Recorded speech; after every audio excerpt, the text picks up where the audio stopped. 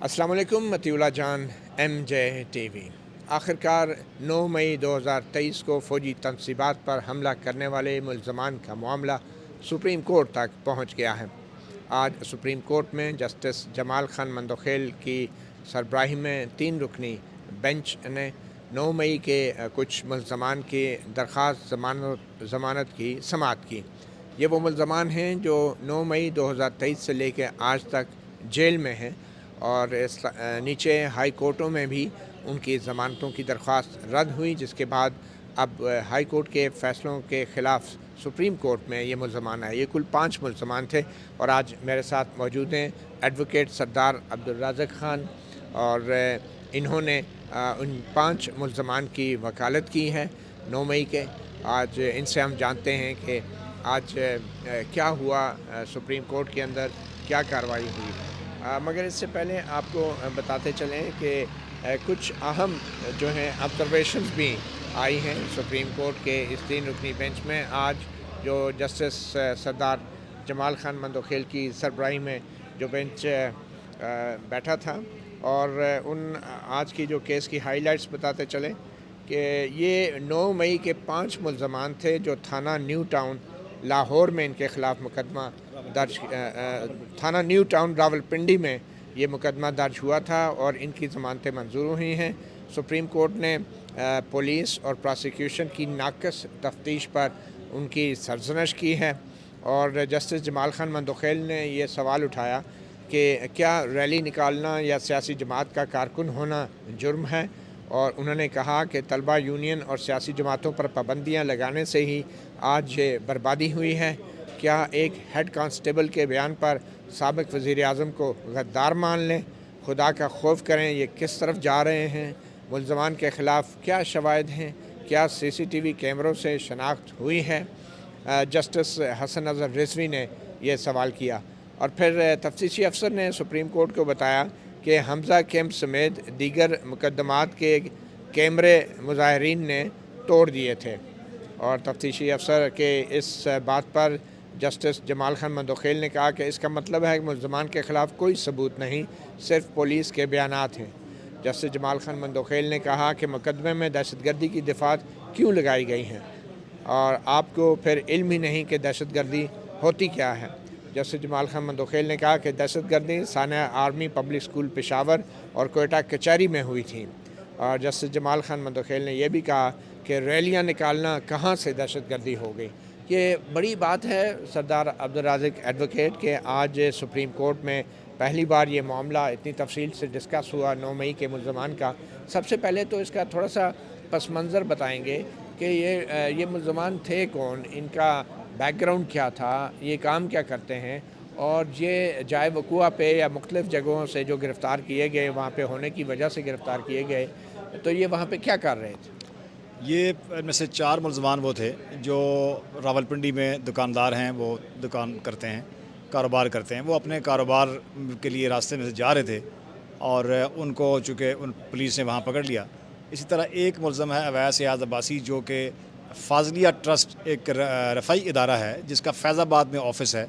ये वहाँ पे ड्यूटी करता है और वो वहाँ से ड्यूटी मुकम्मल करने के बाद शाम के वक्त जा रहा था अपना घर जो इसका सादकाबाद में है, तो इसको वहाँ से रास्ते से उठा लिया पुलिस ने और FIR बाद में रात को ये 2:30 बजे दर्ज किया, जबकि इसको उस दिन 9 मई की शाम को 5:30-6 बजे उठा लिया था।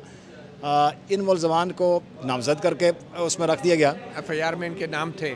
FIR में नामज़द किया गया और हमने अदालत को बताया कि ये प्रीवियसली नाउन नहीं थे पुलिस को, तो इनके नाम कैसे दर्ज हो गए, जबकि FIR में भी इनको मौके से गिरफ़्तारी ज़ाहिर नहीं की गई। बाद में एक तफ्तीशी अफसर का बयान है कि मैं मौके पे पहुंचा FIR दर्ज होने के बाद, तो फिर मैंने इनको मौके से गिरफ़्तार किया। तो ये 9 मई के जो मुख्तलिफ़ मुकदमात थे उसमें से एक ये वाहिद मुकदमा था जिसकी कोई भी अदालत ज़मानत लेने के लिए तैयार नहीं थी। हाई कोर्ट से भी इनकी ज़मानतें मुतअद्दिद बार खारिज हुई। ये लाहौर हाई कोर्ट पिंडी बेंच? लाहौर हाई कोर्ट पिंडी बेंच से। कौन जजेस कौन थे? जो भी जजेस थे वो बेंचेस, मुख्तलिफ बेंचेस काम कर रहे थे, तो उनमें ये इनकी वहाँ से ज़मानतें खारिज हुई। और आज सुप्रीम कोर्ट में पहली दफ़ा इसको जब टेकअप किया गया तो सुप्रीम कोर्ट ने इस FIR का और इस पुलिस की कारकर्दगी का और ये दहशतगर्दी की दफ़ात लगाने का जो पोस्टमार्टम किया वो बड़ा दिलचस्प था। उन्होंने कहा कि ये दहशतगर्दी तो वो होती है جو APS کے بچوں کے اوپر حملہ کیا گیا. دہشت گردی تو وہ ہے جو وکلا کے اوپر کوئٹہ میں حملہ کیا گیا. دہشت گردی تو وہ ہے جو ہماری پاک فوج اور پولیس کے اور سرکاری اداروں کے اوپر دہشت گرد حملہ کر کے پاکستان کو ڈی اسٹیبلائز کرتے ہیں. تو یہ دہشت گردی نہیں ہے. اگر کوئی پروٹیسٹ بھی کر رہا ہے تو یہ وہ جرم نہیں ہے. اگر کسی پارٹی کا کارکن ہے تو یہ بھی کوئی جرم نہیں ہے. تو ان کو جو فنڈامنٹل رائٹس تھے سٹیزنز کے اس کے ٹچ ٹیون کے اوپر آج سارے کیس کا پوسٹ مارٹم کیا اور انہوں نے کہا کہ یہ کیس نہ دہشت گردی کا بظاہر بنتا ہے اور نہ ہی اس میں کوئی ایسی دفعات ہیں جو لگ سکتی ہیں ملزمان کے خلاف. اچھا، نیچے ٹرائل کے دوران یا نیچے عدالتوں میں کیا یہ فیکٹ بھی سامنے آیا ہے کہ آپ کے جو کلائنٹس ہیں یا ملزمان ہیں ان میں سے کچھ لوگ جو ہیں وہ تحریک انصاف کے کارکن بھی ہیں؟ جی بالکل ایسے یہ بھی ہے. کچھ لوگ اس میں تحریک انصاف کے کارکن بھی ہیں اور ان کا موقف بھی یہ تھا کہ وہ کوئی پیسفل سٹرگل میں مظاہرہ کر رہے تھے لیکن ان کا کوئی کسی قسم کی دہشت گردی نہیں کی, کوئی توڑ پھوڑ انہوں نے نہیں کی. نہیں تو یہ کسی ایک کی مثال دینا چاہیں گے کہ اس نے جو کارکن تھا PTI کا اس کا کیا موقف تھا کہ وہ وہاں پہ کیا کر رہا تھا؟ وہ ایک نہیں تقریباً سینکڑوں کارکن ہیں جن کو اس میں ملوث کیا گیا تھا صرف اس لیے کہ وہ لسٹیں انہوں نے پہلے سے بنائی ہوئی تھیں. جو PTI کے فرنٹ لائن کے کارکن تھے, سیکنڈ لائن کے, تھرڈ لائن کے, تو ان سب کو مقدمات میں پھنسانا ہے. تو جب یہ واقعہ ہوا تو اس کے بعد ان کو تمام مقدمات میں پنڈی کے تقریباً اگر آپ 13 مقدمات ہیں جو پنڈی ڈسٹرکٹ میں درج کیے گئے 9 مئی کے حوالے سے, تو وہ تقریباً ایک کیس میں جو ملزم تھے انہی کو دوسرے کیس میں اور تیسرے اور چوتھے میں رکھا گیا. تو وہ اسی طرح اس لسٹ کے مطابق لوگوں کو ملوث کیا گیا. اچھا، کیا پاکستان تحریک انصاف نے بطور سیاسی جماعت اس کیس میں ان ملزمان کی کوئی معاونت کی یا کوئی ہیلپ کی؟ یہ 5 جو ملزمان تھے ان کی تو انڈیویجول سطح پہ ہم نے ان کی قانونی معاونت کی اور یہ لوگ اپنا پرسو کرتے رہے. لیکن PTI بطور جماعت بھی بعض کارکنوں کی کے لیے وہ لیگل ایڈ فراہم کرتی رہی ہے کچھ لوگوں کے لیے. بطور ایک سیاسی جماعت بھی لیگل ہے. اچھا، ان ملزمان کی جو موقع پہ موجودگی ہے وہ کس طریقے سے ثابت کی گئی؟ ان کو نامزد کر دیا گیا FIR میں, چونکہ ان کو پہلے اصل میں گرفتار کیا گیا جب یہ راستے سے جا رہے تھے. تو وہاں سے گرفتار کرنے کے بعد میں جب FIR درج کی گئی تو چونکہ آلریڈی پولیس کی کسٹڈی میں تھے انہوں نے پھر ان کے نام پوچھ کے جو لکھے ہوئے تھے وہ نام ڈال دیے. جب آپ ملزم کو آپ پہلے سے آپ کی جان پہچان نہیں ہوتی, اس کا نام آپ جانتے نہیں ہوتے, تو آپ اس کو نامزد نہیں کر سکتے. آپ کو پھر سورس بتانا پڑتا ہے کہ کون سا سورس تھا جس کے ذریعے آپ کو یہ نام پتہ چلے ہیں. تو یہ چونکہ سورس کوئی نہیں تھا اس میں, تو اس کے اوپر بھی عدالت نے سوال کیا کہ آپ نے نامزد کیسے کر دیے جب آپ پریویسلی یہ آپ کو ناؤن نہیں تھے. تو جو پراسیکیوشن تھی, جو سرکاری وکیل تھے, ایڈیشنل پراسیکیوٹر جنرل بھی پیش ہوئے پنجاب کے, ان کا کیا موقف تھا؟ وہ کیا ضمانتوں کی مخالفت کر رہے تھے؟ جی انہوں نے تو بھرپور مخالفت کی اور اپنی طرف سے کوشش کی کہ جی یہ بڑے دہشت گرد ہیں اور بڑا جرم کیا ہے اور بڑا ہی سنگین جرائم انہوں نے کیے ہیں. لیکن جب عدالت نے ان سے سوالات کیے کہ آپ بتا دیں کہ ان کے خلاف شواہد کیا ہیں اور ان کے خلاف جو آپ نے الزامات لگائے ہیں ان میں سے کیا آپ نے برآمدگی کی ہے, تو اب اگر اندھا دھند فائرنگ کوئی 300-350 آدمی کر رہا تھا اور وہاں سے موقع سے خور بھی بڑے برآمد ہوئے ہیں اور پٹرول بم بھی تھے, تو ایک پولیس والے کو خراش بھی نہیں آئی اور حساس تنصیبات پہ حملہ کر رہے تھے. تو جو حساس تنصیبات میں سے ان میں سے کسی کا گملہ بھی نہیں ٹوٹا, کسی کا شیشہ بھی نہیں ٹوٹا. یہ جن جگہوں کا بتایا گیا وہ کون کون سی تھی حساس تنصیبات کی؟ حساس تنصیبات بیسیکلی یہ مری روڈ پہ, وہ جو وہاں پہ حمزہ کیمپ ہے, ISI کا آفس ہے جو پیچھے ہے, بعد مین مری روڈ گزر رہی ہے جو شارع عام ہے جہاں سے گاڑیاں گزرتی ہیں, پیدل لوگ گزرتے ہیں. تو واقعہ ہوا اس کے اوپر, لیکن اس کیس کو زیادہ اس میں گریوٹی شو کرنے کے لیے اور اس کو زیادہ سنگین بنانے کے لیے وہ حمزہ کیمپ کا ذکر کیا گیا اور حساس تنصیبات کا ذکر کیا گیا. تو اب جو جتنا عرصہ ان لوگوں نے جیل میں گزارا ہے اس کے بارے میں ملزمان کیا بتاتے ہیں؟ آپ کی ملاقات ہوئی ان سے جیل میں ملزمان سے؟ جیل میں ان سے تو ہماری ملاقات نہیں ہوئی, اب وہ باہر آئیں گے تو پتہ لگے گا. لیکن ان کے جو لواحقین ان سے مل کے آتے رہے ہیں وہ بتاتے رہے ہیں کہ ظاہر ہے وہ مشکل میں ہیں, بڑی ان کے ساتھ ان کو تکالیف ہیں اور جس طرح ان کو ٹریٹ کیا جاتا ہے. اور اس سے پہلے جو ان کو فزیکل کسٹڈی کے دوران اصل میں جو ان کے ساتھ رویہ پولیس کا تھا وہ بڑا نامناسب تھا. وہ کیا تھا؟ اور تھرڈ ڈگری جو میتھڈ ہے ان کے ساتھ یوز کر رہے تھے, تشدد بھی کیا اور ان کو میل ٹریٹ بھی کیا. تو جو نیچے ہائی کورٹ ہے, ہائی کورٹ میں جو آپ کے اٹھائے گئے نکتے ہیں ان پہ غور نہیں کیا گیا, یا ہائی کورٹ میں کیوں ان کی ضمانت مسترد ہوئی, کس بنیادوں پہ؟ ہائی کورٹ نے ان کو اپنا قرار دیا کہ شاید یہ ان کو جو ہے اس میں کنیکٹ ہو رہے ہیں اور لہٰذا چونکہ الزامات بڑے سنگین ہیں تو لہٰذا ہم پہلے تو ہائی کورٹ میں یہ تو 6-8 ماہ ان کی ضمانتیں پینڈنگ رہیں اور بعد میں پھر وہ ضمانتیں خارج کر دی گئیں۔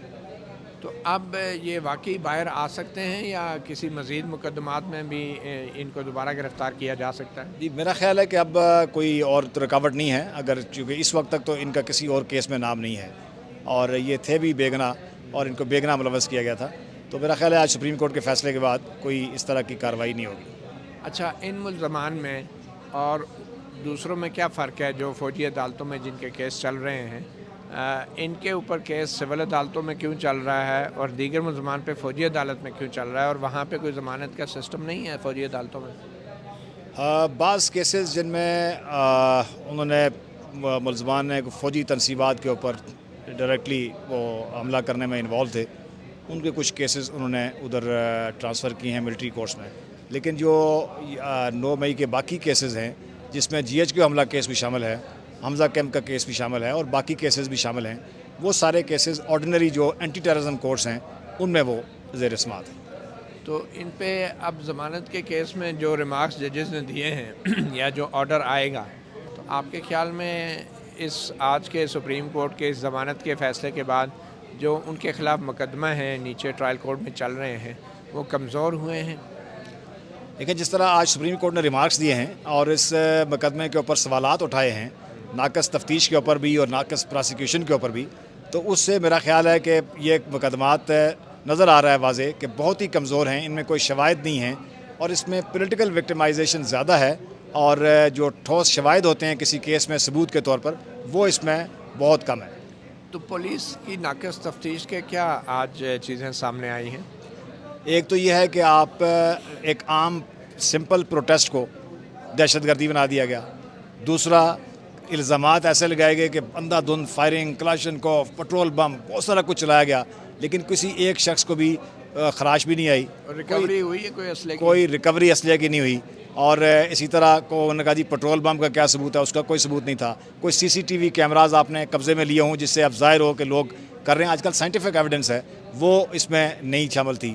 تو تفتیش میں بھی جس طرح کے الزامات لگائے گئے اور جو دفعات لگائی گئیں وہ آپس میں مطابقت نہیں رکھتی تھیں، تو جو جن لوگوں کو ملوث کیا گیا ان کے خلاف کوئی شواہد نہیں تھے، ڈیفنس ورژن جو ملزمان کا موقف تھا اس کو ریکارڈ کے اوپر نہیں لایا گیا اور اس لائن کے اوپر تفتیش نہیں کی گئی۔ عدالت نے کہا کہ جو تفتیشی ہوتا ہے کسی مقدمے کا وہ صرف مدعی فریق کا تفتیشی نہیں ہوتا، اس نے ایویڈنس کلیکٹ کرنی ہوتی ہے، ملزمان میں سے بھی، مدعی میں سے بھی، گواہان سے بھی، اور ہر طرح سے ایویڈنس کلیکٹ کر کے کیس بنانا ہوتا ہے، تو اس میں تو آپ نے ملزمان کا جو موقف ہے ان کے جو شواہد ہیں اس کو ریکارڈ بھی نہیں لایا۔ اچھا، آج کا جو یہ سپریم کورٹ کا ضمانت کا فیصلہ ہے 9 مئی کے آپ کے 5 کلائنٹس کا، ملزمان کا، کیا اس کا فائدہ دوسرے ملزمان کو بھی ہو سکتا ہے، دوسرے لوگوں کو بھی؟ جی اس میں 100% باقی لوگ ملزمان کو بھی فائدہ ہوگا جو اس میں نامزد ہیں اور جن کی ضمانت نہیں ہوئی ان سب کو اس کا فائدہ پہنچے گا۔